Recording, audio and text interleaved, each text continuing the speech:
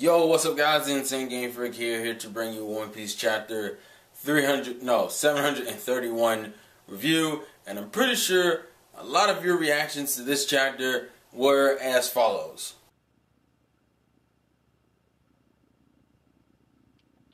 Who the fuck is this? Oh my god! Yo! Wait a minute! Wait, I'm confused. Wait. Robin seems to be in this country. I really want to see her.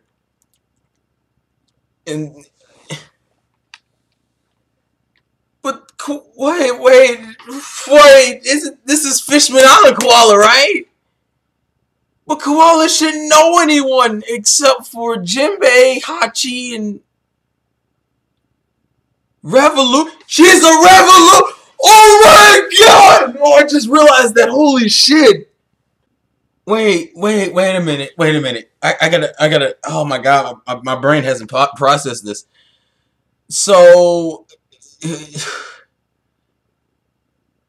Fishman karate substitute teacher. Koala would only, if she's a revolutionary, she knows Robin. You cried. I wouldn't possibly cry. Even if you were there, what would you have changed? There's no question. There's no answer to a question like that. What the fuck is there? Wait, I'm confused. Did I miss something? That person's well, we must inherit. What? Yo!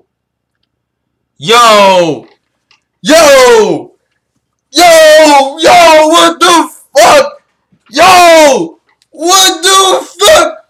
Yo! Oh my god! Ah!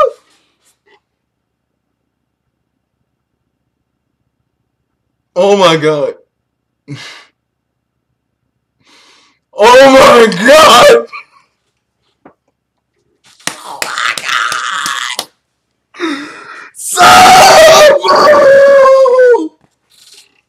Oh my god! And we don't get to see his face! Oh my god! Yo! That's why they brought Koala up! That's why Koala was brought up in the flashback! It wasn't just for the racism! They brought it for the revolutionaries! And the reason why we got the Sensabo stuff in, oh my god! Fucking Oda! I'm done! I'm fucking done! I'm done! Oh my god! Oh my god! Oh my god! Ah! I can't do this. I can't do this right now. Ah! Oh my god! I'm tripping. I am tripping so hard. Oh my god! Fucking Sabo and Koala!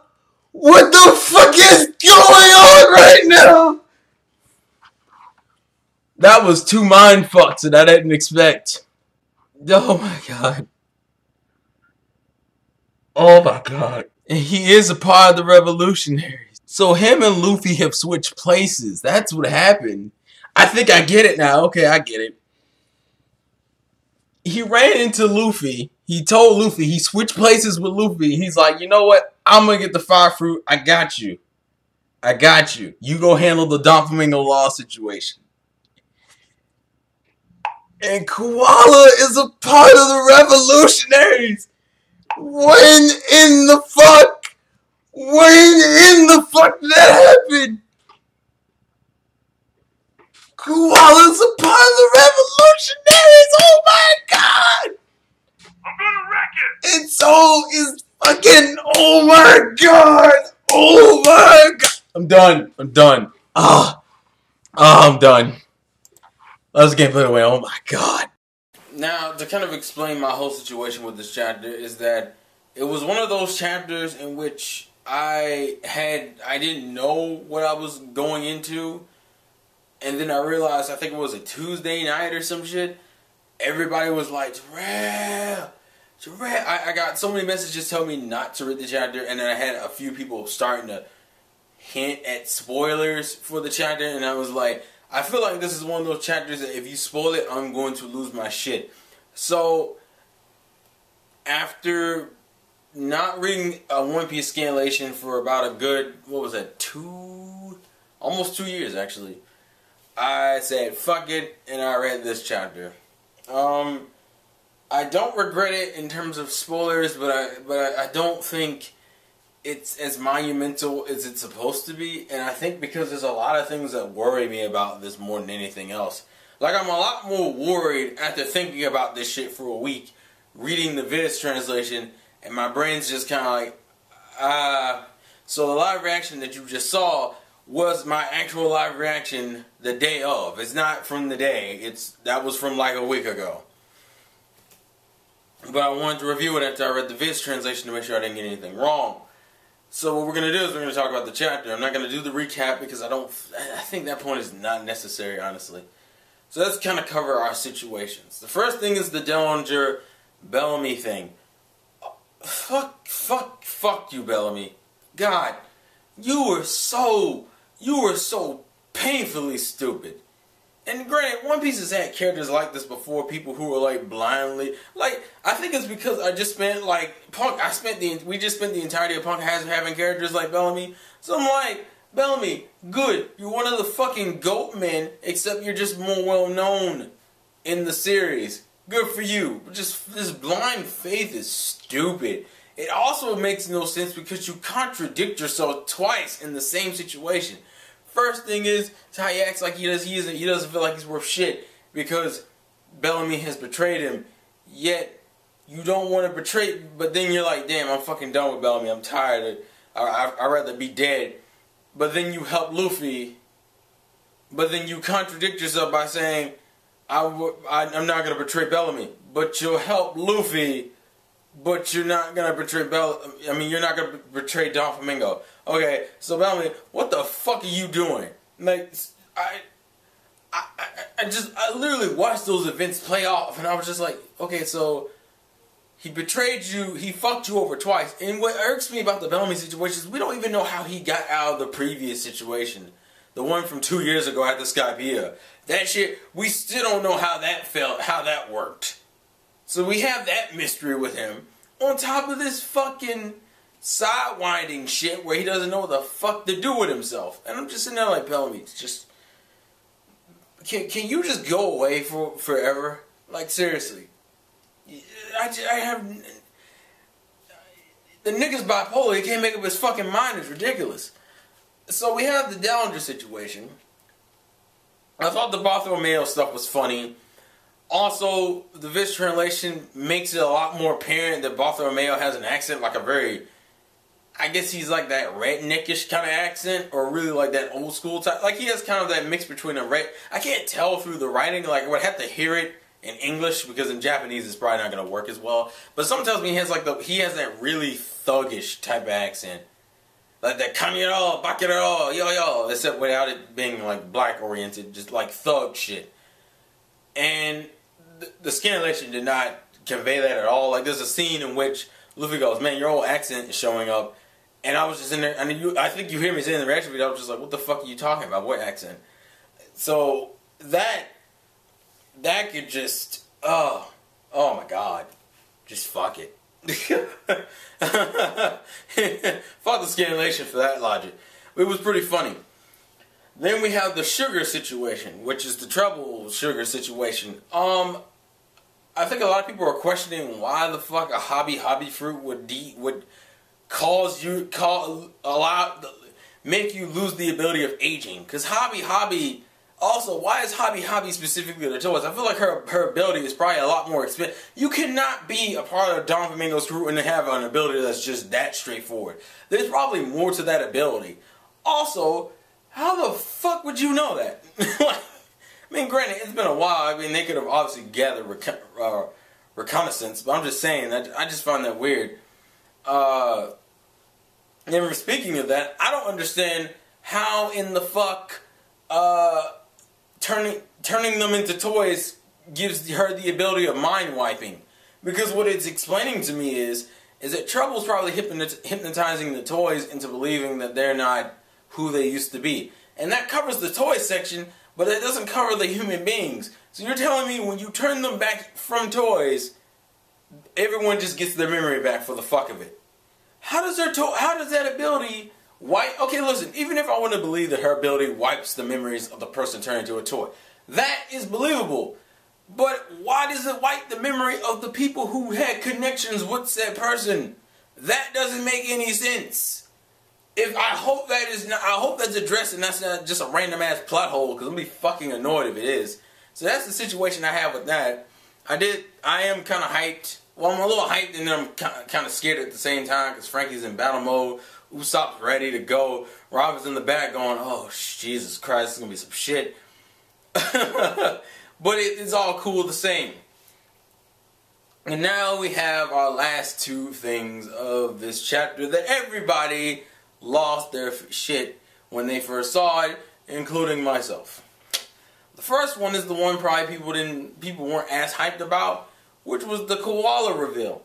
That koala from the Fishman Island flashback is part of the Revolutionaries and is an assistant Fishman karate teacher. Okay, remind me if I'm wrong here, but is Jinbei... I don't think Jinbei is originally a revolutionary, right? I think I'm correct in saying that, alright?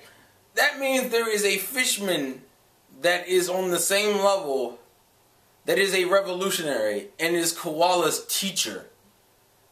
Now, this brings up a lot of questions because we've met most of the major Fishmen we know of anyway. Then again, we did have a few that were introduced in the tournament, and that could bring up some stuff later on. But I'm more curious now. It's like, if she's the assistant teacher, who the fuck is the teacher? Because there's not that many powerful Fishman characters we don't know of already. So I am curious about that. I mean, granted, we don't know how far the Fishman species spreads out. Honestly, we only know of the people in the Grand Line / New World and East Blue. That's it. And they both came from the same group. So I would think if it's someone important in terms of Fishman, that it would be related to Fisher Tiger or Orihime in some goddamn way. Because every other Fishman has been. I don't know. So I'm curious about that. I'm also worried because the fact that you've introduced Koala, and Koala seems to be doing that background shit with that whole, which seems to be in a area that is very similar to the fucking underground area that supposedly is where they have the toys and the Tontas working as quote-unquote slaves for the black market stuff. I feel like they might use Koala as a means to get, as a means to throw her into the fight with Treble and Sugar and have the Straw Hats not do as much. Which I really fucking hope that is not the case. Because I would rather it not turn into that kind of situation. Where I don't want the Straw Hats to be quote-unquote saved. It's like we're in the New World and you have yet to have all these guys go out, at least go in a little harder than usual. At the most, we've seen like base abilities. I want to see the nigga go in. That's what I want to see. This is technically the third, well, technically it'd be the second New World Island. I'm like, at this point, I want to see the Straw Hats progress. So do not have Koala just fuck shit up. Now, if she wants to be in the background doing some background shit while the Straw Hats are fighting, it's cool. But I don't want her interrupting fights because Robin can't fight, or Usopp can't fight, or Frankie can't fight. That's my worry with Koala. Now, Koala wants to do background shit, that's cool. Also, another translation difference is that, I don't know if people understood it, but the conversation she and Sabo are having is about the Paramount War and about how he somewhat regrets not being there. And she's like, you don't know what that would have done. So stop worrying about it. Like that's what the conversation was about. And also, I don't think the scanlation also fucks us up. He's actually crying. Like he's crying like Luffy was crying, but they don't. In the scanlation, I didn't read that, but in the Viz translation, he actually is crying. Like they say, they had this little thing where you go sniff, you know, like when you're crying and shit. He's like, I didn't cry. And it's like, okay, so Sabo, you cried too. That's cute. And regarding Sabo and the Revolutionaries, which will take up the rest of this video, Sabo's reveal, well, it's not even official. It's just kind of unofficial, but every One Piece fan at this point knows it's fucking Sabo. Especially because you've already shown the flashback, and he was only introduced to that flashback. So, yeah. As far as the reveal goes, I am excited about the reveal, but I'm also paranoid and I'm kind of annoyed. Here's my situation. Luffy has now left the fucking tournament, meaning everything in the tournament now that still needs to be addressed will not get addressed. Anything with Rebecca, anything with Cavendish, those two things are now loose ends. Those things don't even fucking matter. Now that you have Sabo dressed up as Luffy, all Sabo's gonna do is go in there and wreck shit. This also negates who's gonna win the fruit. At this point, it's either Sabo or Jesus. I don't expect Rebecca to win. I don't even expect Cavendish to win. It's either Sabo or Jesus Burgess, and I'm more betting on Sabo just because. The other thing is that he wants to win the flame fruit. Okay, cool. Is that the only reason why they're there? Because a lot of people are thinking Dragon wants in on this whole Kaido Don Flamingo situation. But my question is, if that's the case, why would you only send 2 revolutionaries that we know of? They've only sent 2. So that would, and revolutionaries always seem to work singles. Like, you never see like a fuck ton of revolutions in one place. It's usually like 1 or 2 people. Unless they're like liberating an entire country. So my thing is that you have 2 revolutionaries we know of. One of them is not considered to be the strongest because she's the fucking assistant teacher. And Sabo, we don't know what his rank is. So I'm like, you sent 2 revolutionaries to handle this shit? Maybe they really are only here for the flame fruit, but at the same time it questions what the fuck Koala's doing. So one thing I don't like is the fact that they pretty much left the entire rest of the tournament shit unresolved. Meaning at some point we're going to have to readdress that, especially considering how much of an important character Rebecca is. Like, we know that as a fact. I do like the fact that Luffy did choose his friends over a fucking fruit. That shows growth to me because Luffy's been really single-minded. The fact that he even went after the fruit in the first place kind of like, I was like, eh. But this kind of makes up for it. So, the first thing is that. The second thing is that you've introduced revolutionaries into this fucking arc. And now I'm just kind of like, well, if that's the case, Oda has to know when you introduce those type of people into an arc that you have to escalate shit even further. And the thing that killed me is like, the previous chapter, you just escalated it pretty fucking high. Are you expecting Dressrosa to me is probably going to turn into what fucking Whiskey Pete was, but on a much larger scale. And what people don't realize that Whiskey Pete, or you could even say Laboon's arc in a sense, was the arc that snowballed through the rest of Alabasta. Actually, in that snowballed through Skypiea and Water 7, because that's how Luffy became known and shit. I'm assuming Oda wants to start that snowball at, well, he started it at Punk. Actually, he set the grounds for it at Fishman Island, but he started it officially probably in Punk Hazard, which I guess is the fucking point.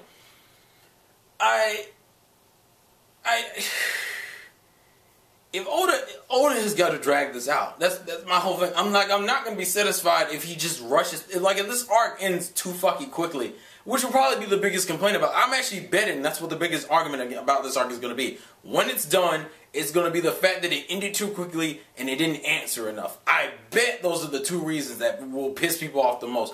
Granted, it's One Piece. One Piece never answers all of its questions, but some of these questions need to be answered by the end of the arc. Also, did anyone forget that Violet is still running around in Dressrosa? Hey, Oda, that's another plot line we need to work on that we don't know shit about. Oh, Lord. This will be some shit. Also, if we have Bartholomew fighting on fucking Luffy's behalf, but it's at this point we know Sabo. The tournament has become irrelevant and annoyingly irrelevant. That's my problem with it. It's like you just ignored everything left in there, and now I'm just kind of like, that's kind of lame. it's one of those things I'm gonna have to play it by note. Like at this point, I'm just kind of reading cautiously. I'm enjoying shit, but you're older. You've got to give me some mellow chapters. You can't keep trying to escalate shit. These last 2 chapters is really unlike you. You usually don't fucking escalate shit to that degree twice, not in 2 weeks in a row. So I'm hoping you mellow out and give us some exposition chapters and kind of start giving us more of a feel of where the fuck we are. Because to me, in Dressrosa, we literally have like 20 fucking paths, and they're barely lit through the fucking entrance. Like we're fumbling in the dark half of this shit, and that's my problem. I don't like being in an arc this dark, especially when you keep introducing plot lines. Like focus on the few you have. Don't introduce 6. But then again, we'll see how Oda does it. So that's just my opinion. Please leave yours in the comment section below. Thank you guys for watching. My foot is killing me. And that must have been right for you guys. And I'll catch you guys later. Life's a game. Play to win. P-E-E-Saw. One Piece Saw. That was lame. Don't judge me. Saying that now, but he might go, oh fuck, I forgot about the fire fruit. Unless he's like, Rebecca, can you get the devil fruit for me?